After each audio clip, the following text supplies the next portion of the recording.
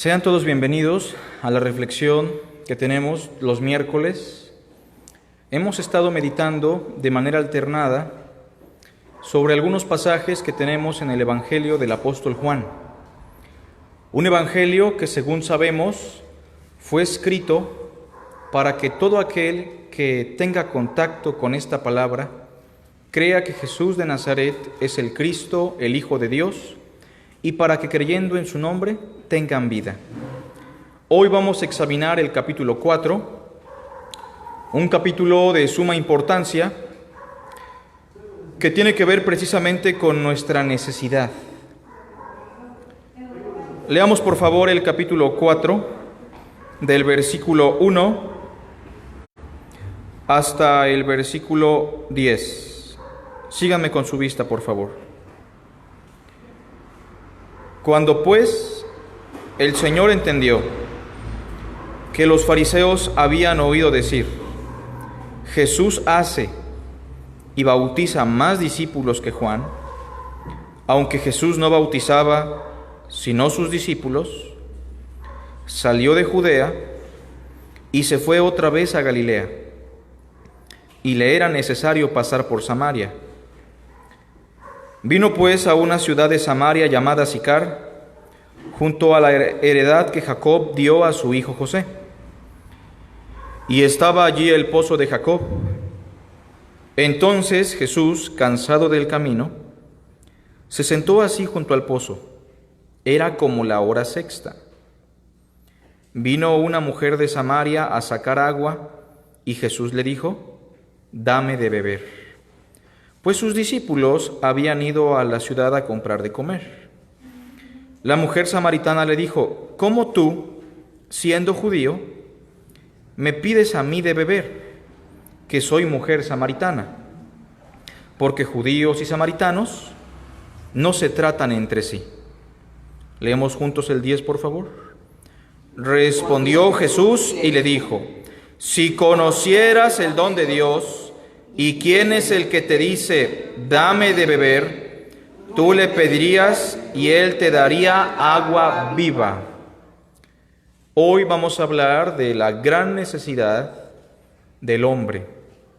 La gran necesidad del hombre. Todos nosotros, al ser seres humanos finitos, vivimos a diario bajo muchas necesidades. La necesidad de descansar, la necesidad de tomar algún medicamento, la necesidad de trabajar, la necesidad de comer, pero hay una necesidad que está por encima de las demás, y es la necesidad de tener una relación viva con Dios. Esa es la necesidad primaria de todo hombre, y la destrucción de toda sociedad, la destrucción de todo individuo está en función de no tener ningún contacto con Dios. El suicidio, la depresión, una vida desordenada es simplemente una manifestación de la ausencia de Dios en la vida del hombre. Y aunque muchas veces no queremos suplir ciertas necesidades porque no nos gustan, como lo sería una inyección, el punto es que aunque a la humanidad no le interese Dios y no quiera nada con Dios, el contacto con Dios es la mayor necesidad que tiene todo ser humano. Quiero que noten con atención que en el versículo 10, el Señor Jesucristo le dice a una mujer lo que sería precisamente la médula del capítulo 4. Le dice: si conocieras el don de Dios. Eso es lo primero, mujer. Si tú conocieras qué es el don de Dios y quién es el que te dice: dame de beber. Bueno, si tú supieras esas dos cosas, el don de Dios y quién es el que habla contigo, en vez de que yo te pidiera agua a ti, sería al revés. Tú le pedirías y Él te daría agua viva. Entonces quiero que noten que hay dos cosas que esta mujer debe conocer. ¿Cuáles son? La primera, el don de Dios. La segunda, ¿quién es este hombre que habla con ella? Y para que todo hombre pueda llenar esa necesidad, primariamente tiene que conocer qué es el don de Dios. Y cuando nosotros vamos a la Escritura, y en este contexto hablando del agua viva como símbolo de la vida eterna, podemos entender claramente que la vida eterna, la salvación que Dios le ofrece al hombre, no es un premio que se gana a través de los méritos, no es una paga por nuestras buenas obras. Efesios 2:8 nos dice, porque por gracia sois salvos, por medio de la fe. ¿Y saben qué, hermanos? Esto no de vosotros, ¿todos juntos? Pues es don de Dios. Y es lo que debe entender en primer lugar la mujer, que la salvación, que la vida eterna, que esa relación con Dios íntima, espiritual, viva, es un regalo.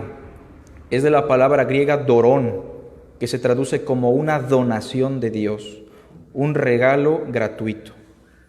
Pero noten que también en el verso 10 se nos dice que esta mujer debe saber quién es el que le habla.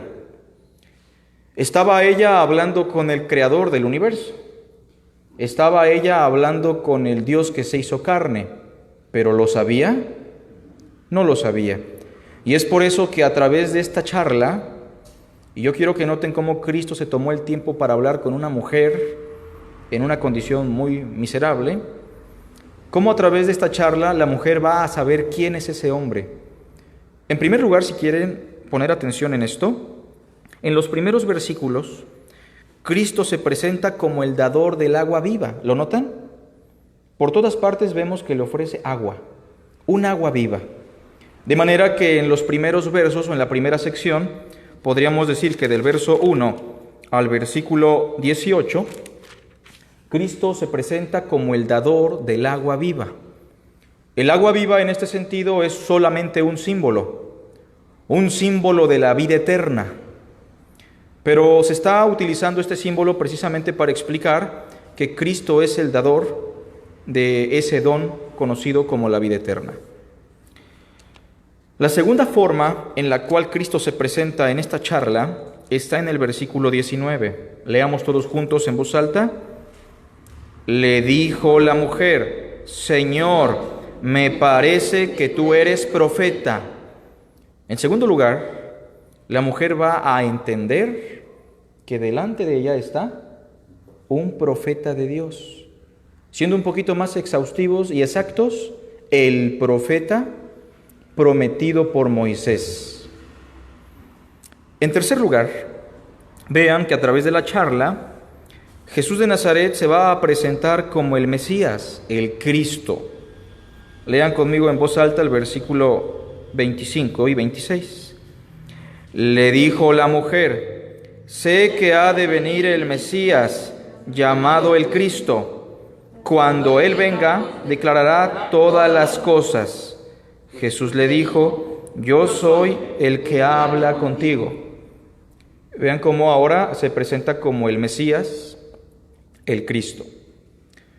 Y por último, en el capítulo 4, si leen el versículo 42, escuchen con atención, y decían a la mujer, ya no creemos solamente por tu dicho, porque nosotros mismos hemos oído y sabemos que verdaderamente este es, ¿qué? El Salvador del mundo,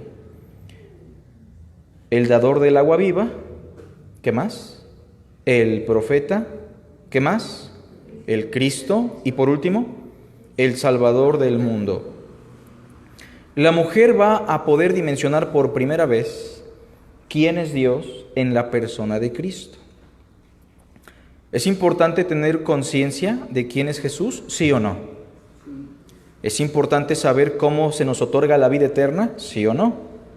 De manera que el propósito del capítulo 4 es que usted conozca el don de Dios y quién es el que le dice hoy, dame de beber.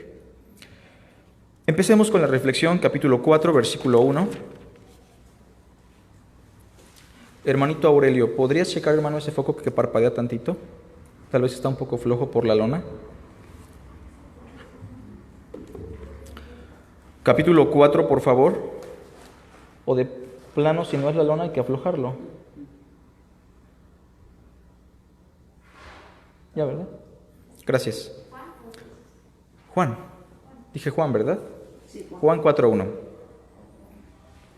Verso 1 dice así: Cuando pues el Señor entendió que los fariseos habían oído decir, Jesús hace y bautiza más discípulos que Juan, o sea, para este punto Juan ya había decrecido, el ministerio de Juan había llegado a su propósito, y se cumplen las palabras de Juan, es necesario que él crezca, pero yo mengüe.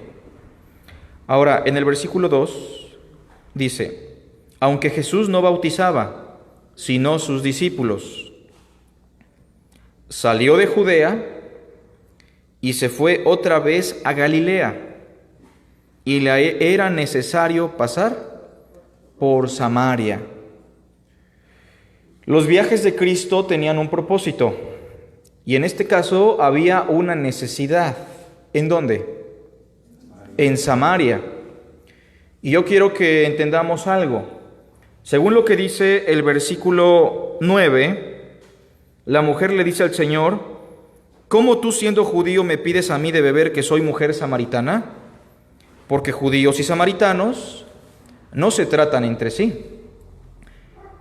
Dios es amor. Y Juan 3:16 nos dice que Dios amó tanto a los hombres, Dios por ser amor amó a la humanidad que dio a su Hijo único. Y la vida de esta mujer, que podría estar en la misma condición que una ramera, la vida de esta mujer miserable, como querramos verla, es valiosa e importante para Cristo. ¿Sí o no? Porque la vida del hombre es valiosa, no por su pecado, sino porque somos imagen y semejanza de Dios. Bueno, el conflicto entre judíos y samaritanos es importante explicarlo. Tiempo atrás, cuando los asirios llegaron a Israel, se llevaron cautivos a los judíos del norte. Y al llevarse los cautivos, estos judíos adquirieron prácticas, culturas, y se casaron con personas que eran gentiles o paganas. Una vez que estos judíos regresan otra vez a su tierra, llegan contaminados, llegan con hijos mezclados, llegan con ideas entremezcladas, y esa era la condición de los samaritanos. No eran judíos 100% puros, no eran judíos conservadores, eran personas que estaban en un rango inferior según la perspectiva judía. De manera que tanto la ciudad de Samaria como los samaritanos eran vistos como perros o animales inmundos, al igual que un animal carroñero. Y era tanto el repudio que los judíos le tenían a los samaritanos, que cuando tenían que subir al norte de Israel, a un lugar llamado Galilea, que se caracterizaba por un mar, era más bien un mar endorreico, conocido como el mar de Tiberias, ¿lo han escuchado? Que es donde pescaba Pedro, Juan y Jacobo. Bueno, cuando un judío en el sur necesitaba subir al norte de Galilea, la ruta más rápida era cruzar por Samaria. ¿Se entiende? Cruzando por Samaria llegabas rápido.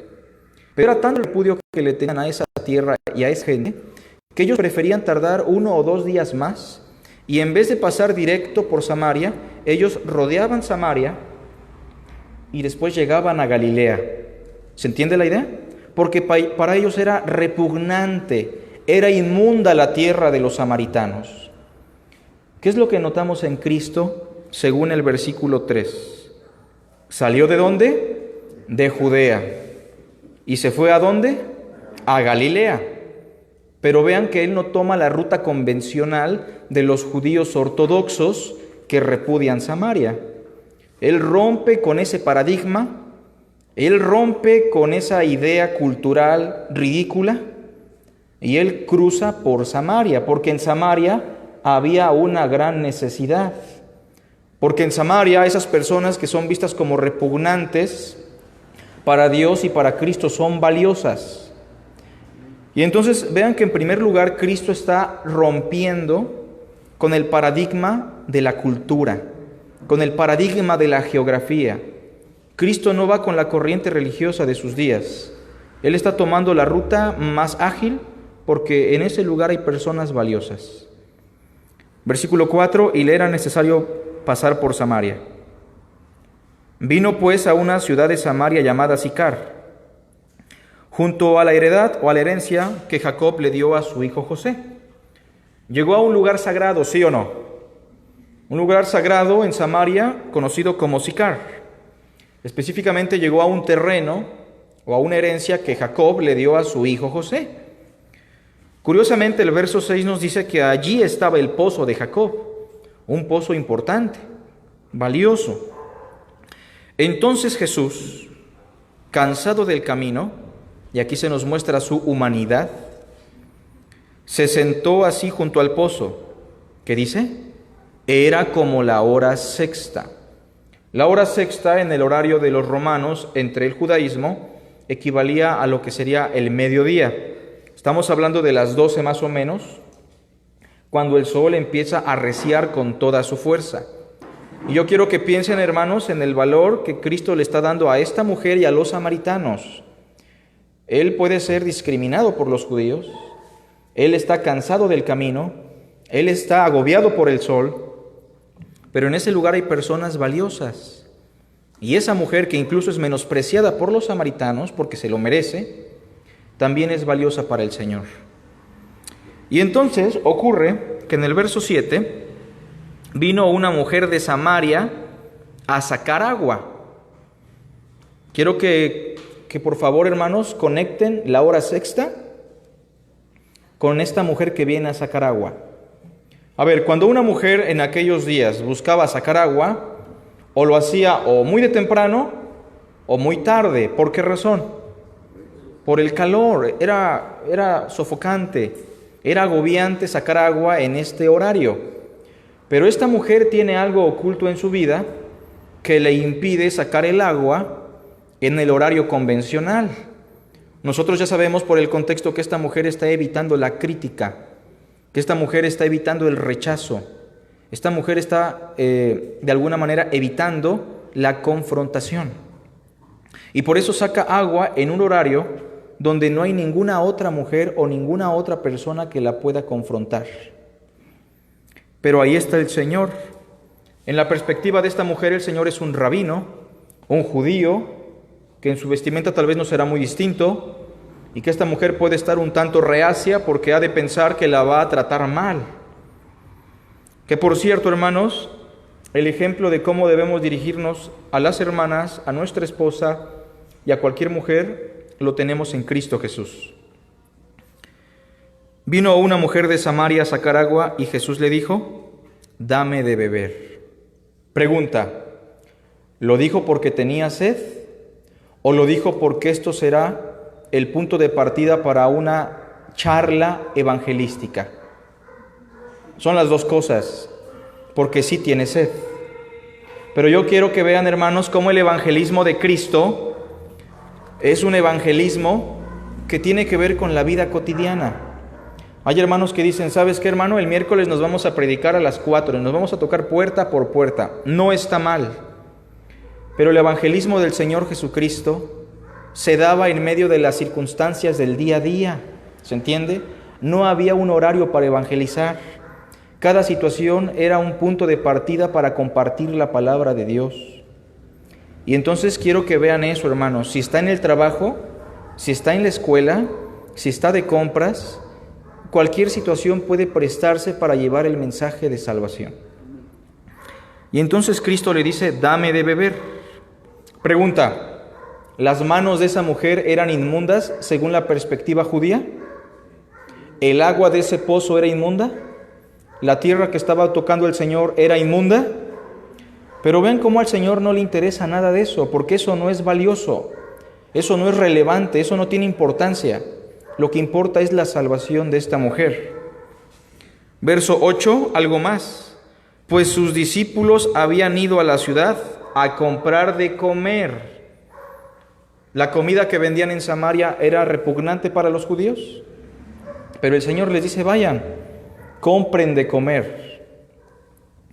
El cristianismo muchas veces se dedica a señalar cosas que parecen impuras cuando no lo son. Se nos prohíbe comer cerdo porque es inmundo. Se nos prohíbe comer pan de muerto porque es inmundo. Satanizamos algún licor porque pensamos que es inmundo. Recordemos que no es lo que entra al hombre lo que contamina al hombre. Y esto es muy claro en la experiencia de Cristo. Versículo 9. La mujer samaritana le dijo: ¿cómo tú, siendo judío, me pides a mí de beber? Que en primer lugar soy mujer, y los hombres en estas tierras nos tratan como si fuéramos animales. A la fecha, hermanos, a la fecha, una mujer en aquellos lugares, tanto en los lugares árabes como judíos, es tan valiosa como un camello. Quiero que vean esto, es tan valiosa como un camello. Entonces, en primer lugar, tú me hablas y yo soy mujer. Pero en segundo lugar, soy una mujer samaritana, pagana, inmunda. ¿Quién soy yo para que tú me pidas agua?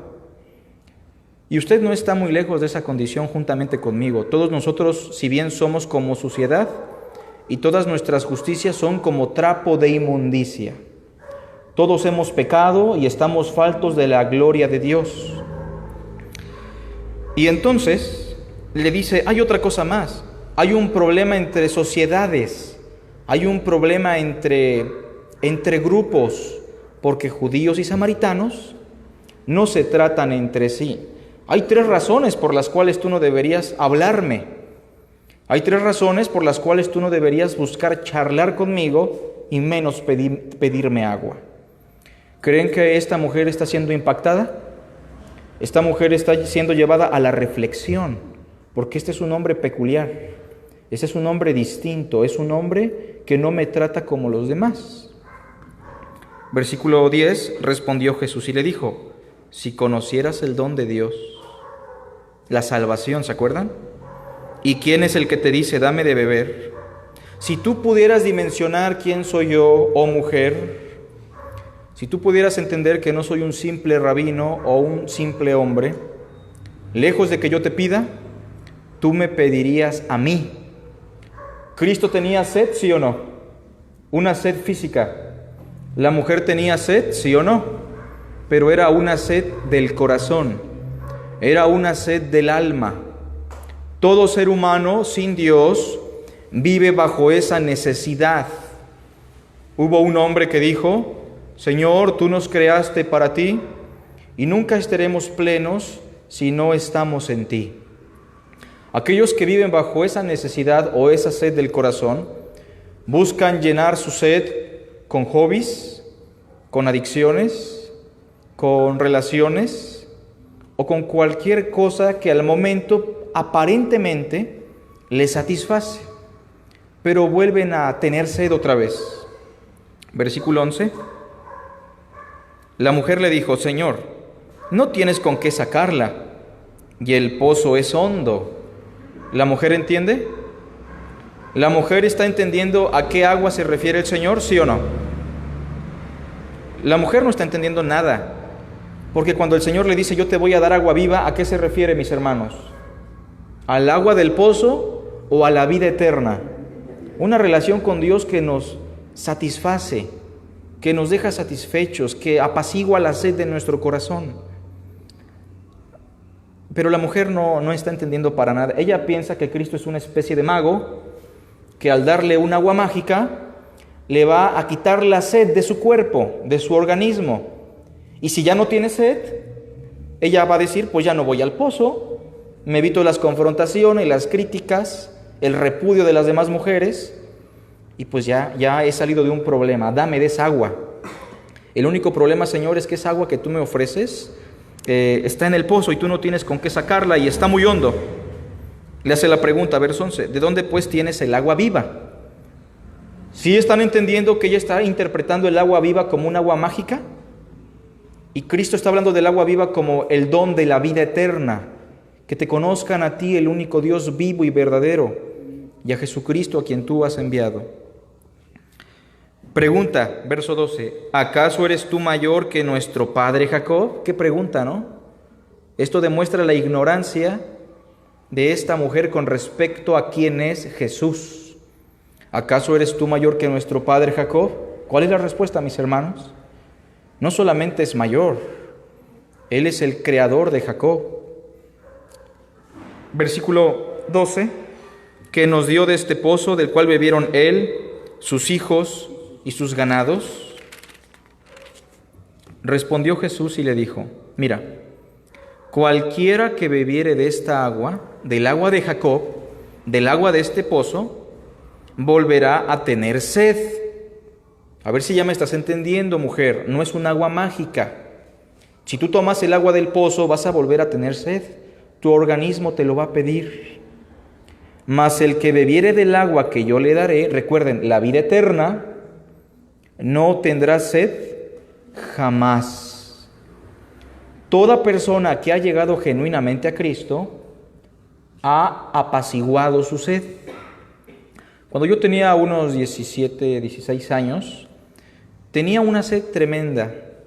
Quería llenar esa necesidad con fama, con dinero, con el aplauso de las personas, la satisfacción de mi intelecto, y en algunas ocasiones, tal vez, por momentos, pude saciar esa sed, pero volvía a tener sed. Usted, sin Cristo, siempre ha buscado satisfacer esa necesidad, pero vuelve a tener sed. El hombre sin Dios es vacuo, es vano. El hombre sin Dios siempre tiene hambre, nunca está satisfecho. Y aunque el hombre pueda tener todos los deleites de esta vida, según Salomón, son vanidad y aflicción de espíritu. Y evidencia de ello es que muchas personas lo llegan a tener todo y terminan en la miseria, ricos, pero solos, con toda la fama del mundo, pero con una vida llena de aflicciones, porque no tienen a Cristo. Mas el que bebiere del agua que yo le daré, no tendrá sed jamás, sino que el agua que yo le daré será en él. Está hablando del interior del hombre. Dentro de él habrá una fuente de agua que salte para vida eterna. Es una figura que nos lleva a pensar en un ser humano que está completamente lleno de Dios, en un ser humano que está plenamente saciado. La analogía tiene que ver con un hombre que tenía sed, pero que ahora en Cristo es como si en su interior hubiera un manantial de agua. No hay necesidad de tomar más, porque dentro de él está un manantial. El que cree en mí, como dice la Escritura, en su interior correrán ríos de agua viva, una satisfacción plena. Por eso hemos dicho que la vida eterna es una relación con Dios que nos lleva a una plena satisfacción. La mujer le dijo, verso 15, Señor, dame esa agua, para que no tenga yo sed, ni venga aquí a sacarla. ¿Está entendiendo? A ver, vean bien la respuesta de la mujer. Dame de esa agua, para que ya no tenga sed, y venga aquí al pozo. Ya no venga yo aquí al pozo y la saque. ¿Está entendiendo o no? Para nada. Está igual que Nicodemo. ¿Cómo puede un hombre nacer siendo viejo? ¿Puede acaso entrar por segunda vez en el vientre de su madre y nacer? ¿Se entiende? El hombre natural no percibe las cosas que son del Espíritu. Y por otra parte, Cristo fue un personaje que usó constantemente el lenguaje figurado, pero de una manera muy abundante. La mujer le dijo, Señor, dame esa agua para que no tenga yo sed, ni venga aquí a sacarla. Quiero evitarme la confrontación, quiero evitarme la crítica. Verso 16. Jesús le dijo, ve, llama a tu marido y ven acá. Una pequeña frase, muy sencilla. Pero ¿qué pasó por la mente de esa mujer cuando Cristo le dijo, ve, llama a tu marido y ven acá? No hubo necesidad de que le dijera, eres una adúltera. No hubo necesidad de que le dijera, eres una mujer de la vida galante. Eres una pecadora que ha vivido en la miseria de una manera repugnante. No hubo necesidad de eso. Aunque sabemos que nuestro Señor siempre tuvo tacto con las personas. Y aunque lo que acabo de decir es muy grotesco, es la verdad. Pero quiero que notemos, hermanos, también aquí el ejemplo de la confrontación. ¿Cómo confronta usted a su hijo? ¿Cómo confronta usted al hermano? ¿Cómo se dirige usted hacia los demás cuando tienen un problema con respecto al pecado? Vean que la confrontación de Cristo es muy sabia. Y tenemos que aprender a confrontar como nuestro Señor. Si el Señor lo hubiera dicho en ese punto, pues mira, te voy a ser muy claro. Tú eres una mujer adúltera que quiere satisfacer su sed con hombres y necesitas la vida eterna. ¿Qué hubiera pasado? ¿Creen que la mujer hubiera quedado ahí escuchando? Ya no. O pensemos en el rey David cuando mató al hombre de Betsabé, ¿se acuerdan? A Urías Eteo. Y David estaba complacido porque había cometido su crimen y nadie se había dado cuenta, pero obviamente se olvidó de Dios. Y entonces Dios le manda al profeta Natán. ¿Cómo creen ustedes que iba Natán? Yo me lo imagino temblando, porque Natán ha de haber dicho, si mató a un soldado de un rango importante, ¿qué me va a hacer a mí que soy un simple profeta humilde? ¿No? Y entonces Natán lo confronta no directamente, le presenta una analogía, un hombre que cometió una injusticia, que se robó una ovejita, y el rey David que dijo, ese hombre es digno de muerte y debe pagar 5 tantos. ¿Entendió la gravedad del pecado? Sí, pero en otra persona. Pero entonces Natán ahí le mete la espada. Ese hombre eres tú. Es una confrontación nutética. Es una confrontación que va al corazón y al razonamiento. Y las simples palabras de nuestro Señor, ve, llama a tu marido y ven acá, llevaron a la mujer a la reflexión. Bueno, yo no tengo marido. Bueno, tengo ahorita un novio, pero no es mi marido. Bueno, tuve un primer marido, me divorcié, tuve otro, después otro, tuve 5 maridos y ahorita vivo en unión libre. ¿Creen que la mujer empezó a reflexionar sobre su naturaleza pecaminosa? En ese momento probablemente sí. En ese momento está dimensionando por primera vez que ella no es la víctima. Ella es responsable de sus acciones. Porque antes de que Cristo le dijera eso, ¿cómo se veía ella a sí misma ante las demás mujeres y ante la sociedad? Como una víctima.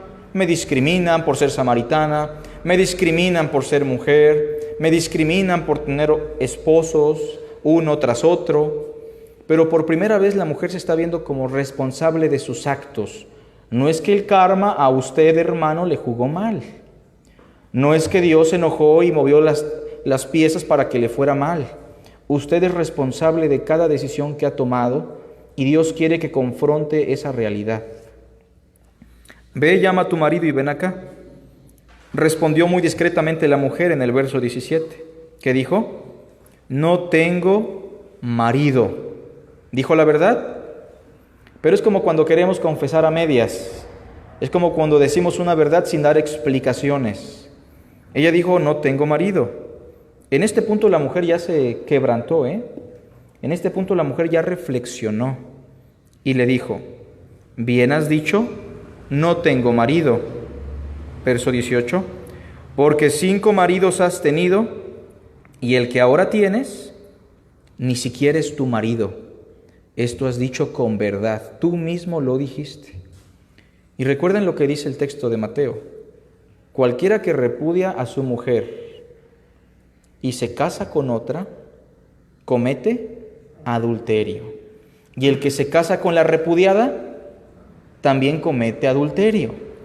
Y entonces esta mujer está en una situación de adulterio, pero trágica, porque ha tenido 5 maridos.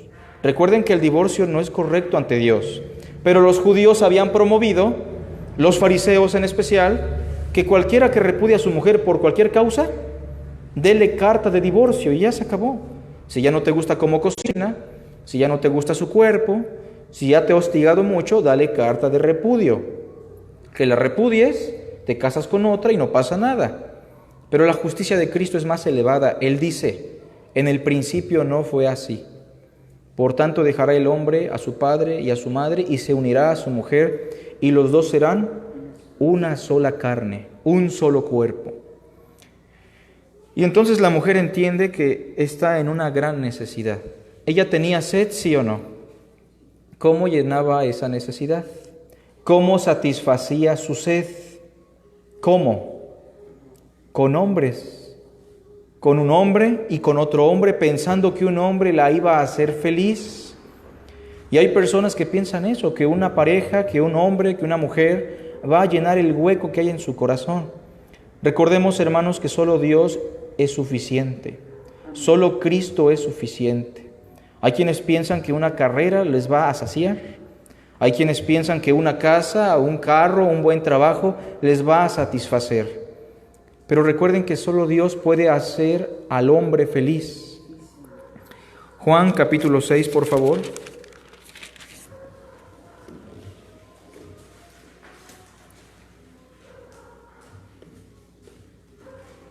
Verso 32.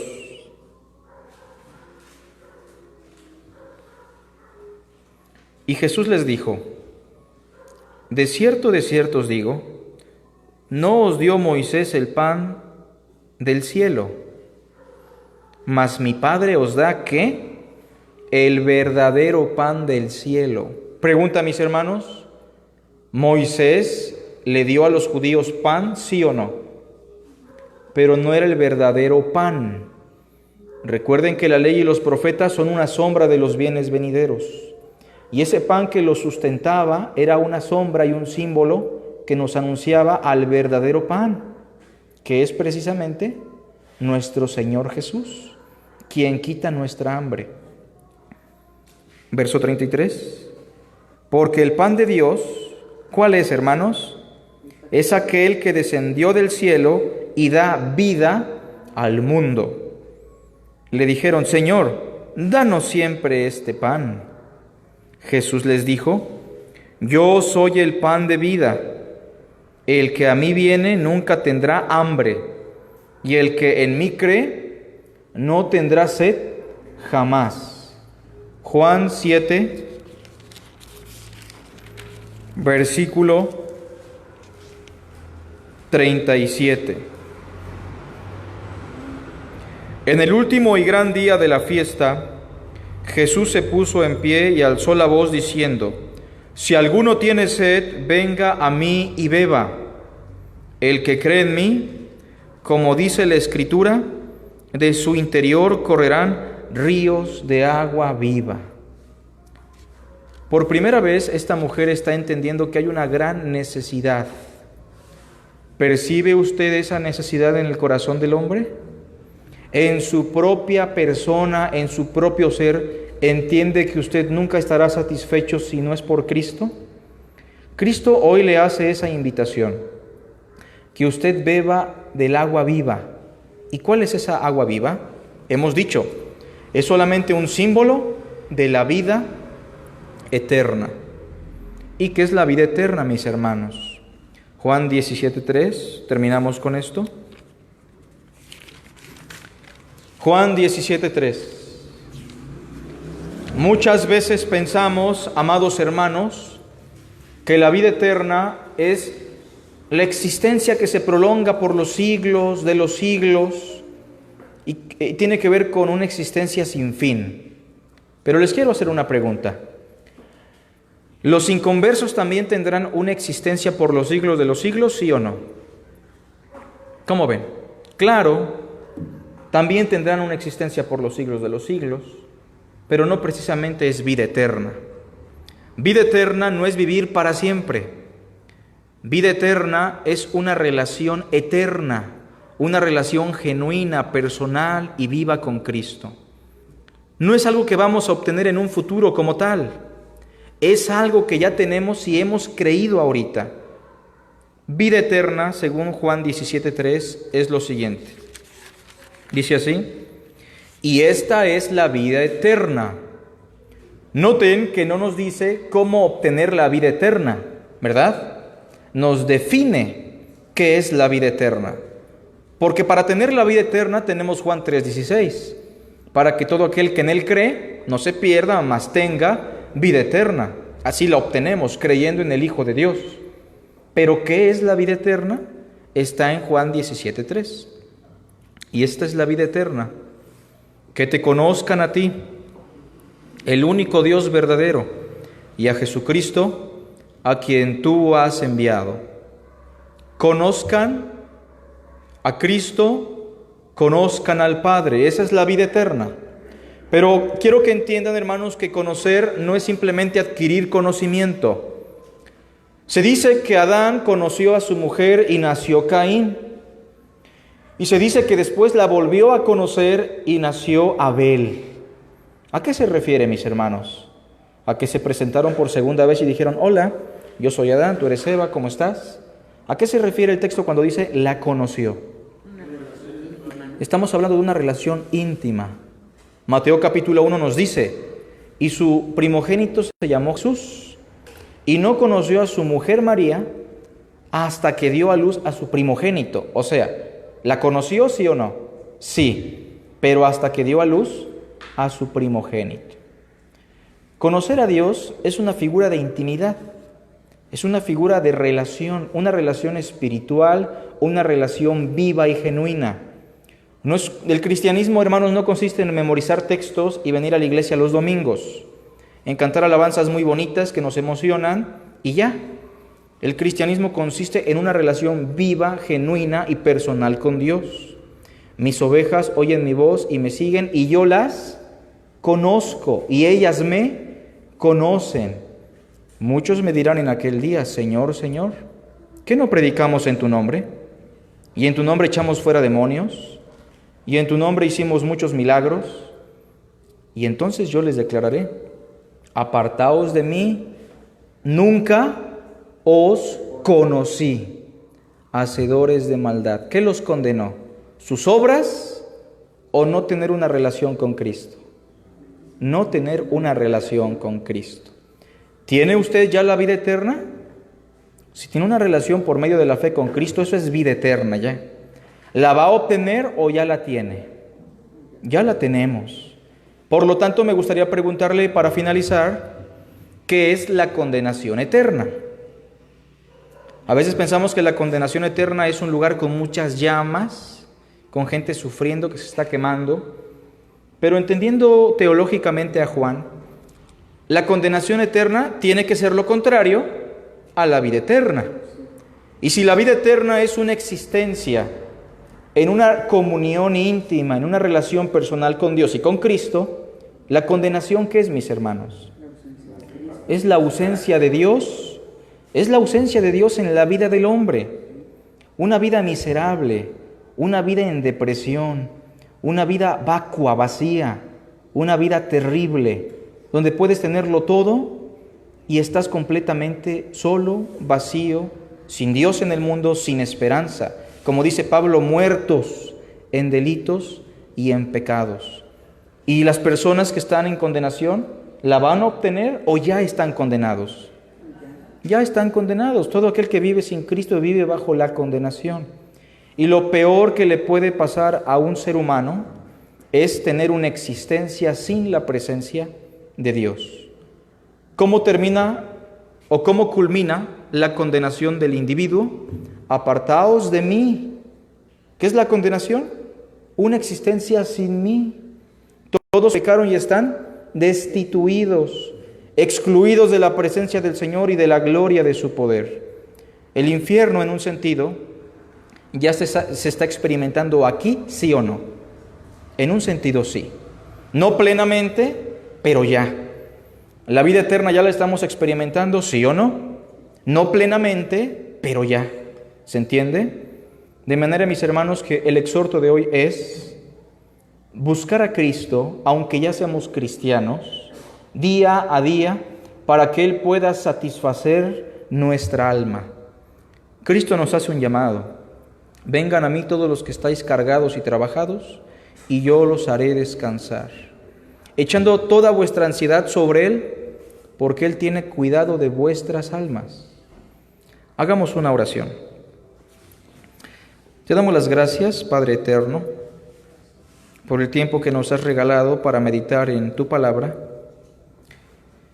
Hoy, Padre, más que nunca necesitamos decirte que tú eres nuestra única respuesta, que solamente en ti podremos satisfacer nuestra sed, solo en ti podemos saciar nuestra hambre, porque nada, Señor, ni los lujos de esta vida, ni el dinero, ni el placer, podrán compararse jamás a tu inmensa grandeza, tu amor, tu gloria, porque sabemos que tenemos la garantía de que aunque estemos inmersos en un cáncer, en una enfermedad crónica, aunque estemos sin familia, sin dinero, sin salud, rascándonos con un tiesto como Job, podemos ser plenamente felices, agradecidos, entendiendo que si tú estás con nosotros, ¿quién contra nosotros? Ayúdanos a conformarnos, Padre, con lo que nos das, pero ayúdanos a entender que tú eres nuestra felicidad, que si mi esposa muere, Señor, que si mi familia perece, que si mi trabajo se acaba, no se acabó mi felicidad, porque la felicidad eres tú, Señor. A ti te damos la honra y la gloria y te rogamos que la próxima semana sigamos meditando sobre esta charla que tu Hijo tuvo con esta mujer, Señor, que hoy nos identificamos con ella porque juntamente con ella somos pecadores. Te damos a ti la honra, Padre, la gloria y la alabanza en Cristo Jesús. Amén.